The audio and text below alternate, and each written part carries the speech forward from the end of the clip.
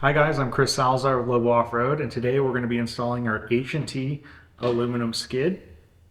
As you can see here, it comes with the 3/16 aluminum skid, as well as our 3/16 steel intercooler slash skid plate mounts, and the needed hardware. We have the aluminum raw one, but we also offer it in a fine black texture.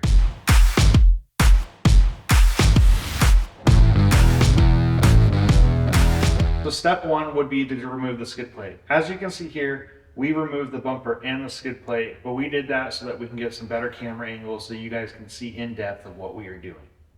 So now that we have the skid plate removed and so on, the first step would be to remove the factory skid plate bracket.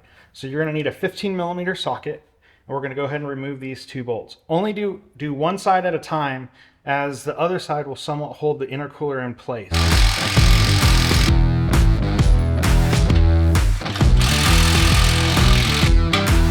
Now that we have that bracket removed, we can go ahead and clean up the threads, go ahead and reapply some blue Loctite, and then go ahead and reinstall these bolts and let them hang down from this face of the washer to the frame rail, roughly about a 1/2 inch. Now that we have the bolts removed, we're going to go ahead and clean them off with some contact cleaner.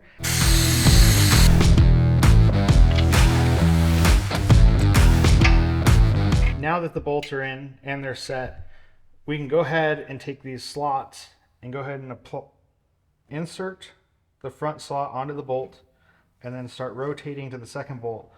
Go ahead and slightly press up on the intercooler, and just like that, it's installed. Go ahead and press inward and forward on the bracket as you tighten up the bolts the remainder of the way. Now that we have the bracket fastened, we can go ahead and insert the nut clips. You can go ahead and apply it right here, and lightly tap it with the hammer. And then this one.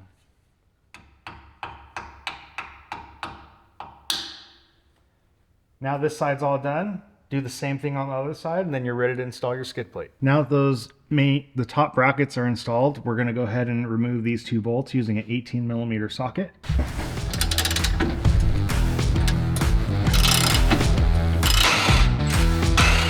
As you can see here, all these holes line up. However, you notice that this motor skid does not have this center hole. This is an option. What we're going to do is we're going to go ahead and mock up the skid plate, transfer this slot to this skid, drill the hole in order to use it.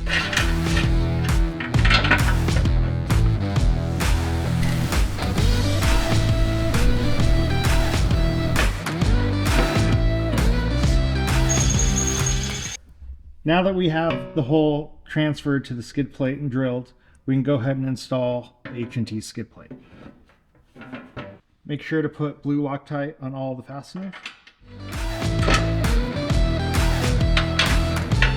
You do not want to tighten these all the way, but go ahead and snug them up, and then go ahead and start the side bolts. After the side bolts are started, go ahead and go around and tighten them all and torque them all to spec.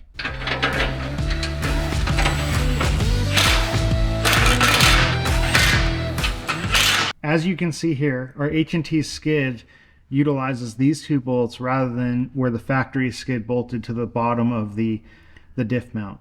So go ahead and reinstall the factory skid bolt to hold the motor skid on. Now that we have the bottom bolt snug, you can go ahead and preload the skid, put some blue Loctite on the provided 10mm Allens, and go ahead and tighten.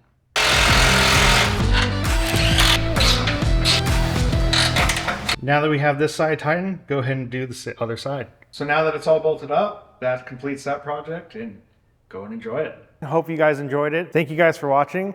To find out more, go to lobooffroad.com. Be sure to follow us on Facebook, Instagram, and YouTube at Lobo Off-Road.